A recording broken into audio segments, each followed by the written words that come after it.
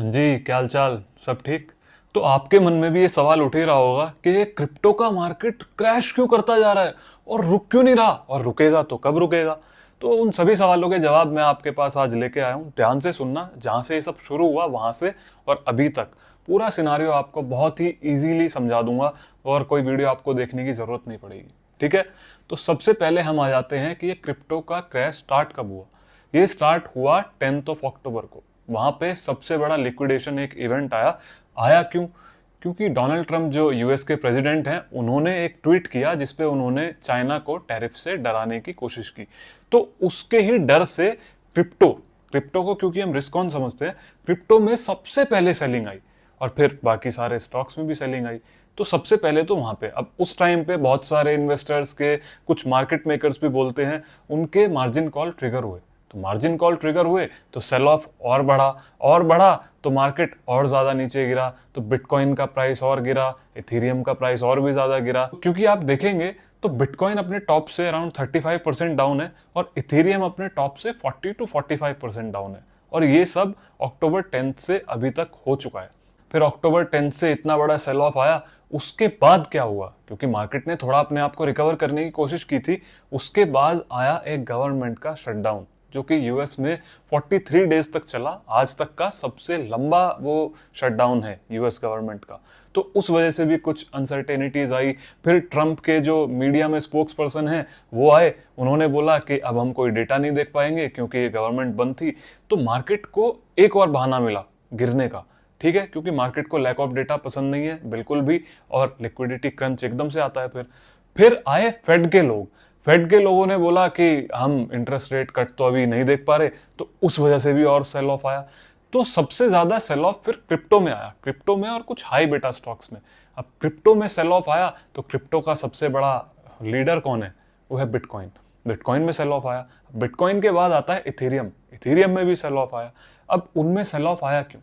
ये बात समझने की है कि क्रिप्टो और इथेरियम, मुझे पता है कि लोग बाग उसको एक्सेप्ट कर रहे हैं, बड़े बड़े इन्वेस्टर्स भी उसको एक्सेप्ट कर रहे हैं, लेकिन अभी भी उनको रिस्क ऑन एसेट समझा जाता है। तो जब भी कोई इकोनॉमी में मतलब दिक्कत आती है, प्रॉब्लम आती है, तो सबसे पहले रिस्क ऑन जो एसेट होते हैं उनसे पैसा बाहर निकलता है और रिस्क ऑफ, जैसे कि गोल्ड हो गया, आपके बॉन्ड्स हो गए, वहां पे जाने की वो कोशिश करता है। ठीक है, अब ये तो हो गए 3 इवेंट। उसके बाद फिर एक और इवेंट आया, क्योंकि देखो जब गिरावट आती है ना तो एक के बाद एक वो सारी न्यूज प्राइस्ड इन होती है। तो वो जो इवेंट आया वो था जापान के कैरी ट्रेड का। अब देखो जापान में ना आज तक हमेशा 0% के अराउंड ही इंटरेस्ट रेट रहा है, लेकिन जापान में पहली बार इन्फ्लेशन 3% के आसपास देखा गया। तो जब इन्फ्लेशन इतना आया तो कुछ लोग हैं, मतलब बड़े बड़े जो इन्वेस्टर्स हैं, वो जापान से पैसा उठाते हैं और बाकी ग्लोबल मार्केट्स में और हर जगह पे कुछ बॉन्ड्स में, वहाँ पे जैसे मान लो अगर जापान में उनको 0% के अराउंड मिला, वहाँ पे 5% 6% ये उन्होंने बनाया, तो 5 से 6% बहुत ही सेफली वो बना सकते हैं और बनाते भी आए हैं अभी तक। तो जापान के कैरी ट्रेड का भी एक रिस्क आया, उस वजह से भी थोड़ा सेल ऑफ आया। तो बहुत सारे रीजंस हैं जिनकी वजह से ये सब सेल ऑफ आए और सारे हाई बेटा ग्रोथ स्टॉक्स जो हैं वो भी गिरे और हमारा बिटकॉइन इथेरियम वो भी गिरा। तो अब आगे करना क्या चाहिए? देखो मैं कोई ऐसे एडवाइस तो नहीं दे सकता, लेकिन मेरे हिसाब से अगर आपकी एक लॉन्ग टर्म थीसिस है किसी भी एसेट क्लास को लेके, तो वो इन सब छोटी मोटी चीजों से हैम्पर नहीं होनी चाहिए। अगर आपने 3 साल 5 साल का व्यू लेके कोई भी एसेट क्लास को बाय किया है, तो ये सब रीजन ऐसे तो नहीं है जिनमें आपको बेचना चाहिए। प्लस अब देखो जब ये बुल मार्केट आता है ना तो बढ़ता भी बहुत ज्यादा है। तो रिस्क ऑन में पैसा, जैसे ही ये सब सर्टेन हो जाएगा ना और लगेगा कि कोई भी ऐसे डर की बात नहीं है, तो सबसे ज्यादा पैसा भी इनमें ही आएगा, तो पैसा भी इनमें ही बनता है। तो अगर लॉन्ग रन में देखा जाए तो ये जो वोलेटिलिटी है ना, ये हमारी फ्रेंड है। क्योंकि वोलेटिलिटी में हम नीचे में प्राइस पे ले सकते हैं और ऊपर में चुपचाप आराम से बैठ सकते हैं। फिर अगर वो नीचे आता है फिर हम बाय कर सकते हैं, क्योंकि कैश फ्लो सबके आते ही होंगे। तो अपना धीरे धीरे डॉलर कॉस्ट एवरेजिंग करते रहो, उससे पैसा बनता है। तो अगर आपको बिटकॉइन में इंटरेस्ट है तो आपने माइकल सेलर का भी नाम सुना होगा। तो एक तरफ बिटकॉइन जो पिछले 3 साल में अराउंड 4 से 5 गुना हुआ है, वहीं पे एमएसटीआर जो कि माइकल सेलर की कंपनी है, यूएस मार्केट में लिस्टेड है, वो पिछले 3 साल में 15 से 20 गुनी हुई है। तो अगर आपको ऐसे भी बिटकॉइन खेलना है या बिटकॉइन की कोई प्रॉक्सी देखनी है तो आप ऐसे भी देख सकते हैं। वहीं पे इथेरियम की भी एक प्रॉक्सी है। अगर आप उसके बारे में भी जानना चाहते हैं तो कमेंट में लिखिए, मैं उसके बारे में भी बताऊंगा।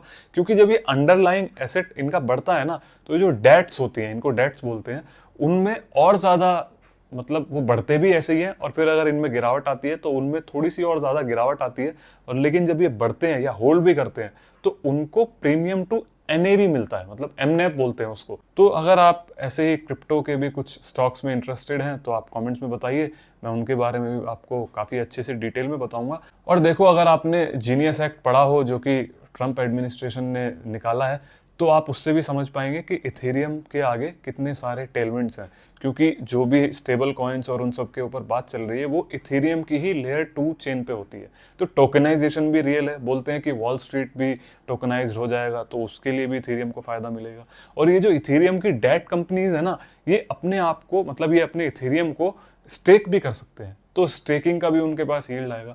तो बिटकॉइन तो एक तरीके से स्टोर ऑफ वैल्यू की तरह काम करेगा जैसे गोल्ड है, और इथेरियम लेकिन जो है वो यूटिलिटी में काम आएगा। इथेरियम की यूटिलिटी बहुत है, क्योंकि इथेरियम की जो लेयर 2 है ना, उसका जीरो बोलते हैं कि मतलब उस पर कभी फेलियर देखा ही नहीं गया आज तक भी। तो 100% उसका वो रहा है रेट, जो सक्सेस रेट रहा है। तो काफ़ी लोग उसी को एक्सेप्ट करेंगे। फिर काफ़ी जो वीज़ा, मास्टर कार्ड और भी बहुत सारी जो ऑर्गेनाइजेशन है वो भी एक्सेप्ट कर रहे हैं टोकनाइजेशन को। तो इथेरियम की भी है एक डेट कंपनी जिसमें जैसे अप्रिसिएशन होगा तो उसमें भी बहुत ज़्यादा अप्रिसिएशन होगा, जैसे ये MSTR में हुआ।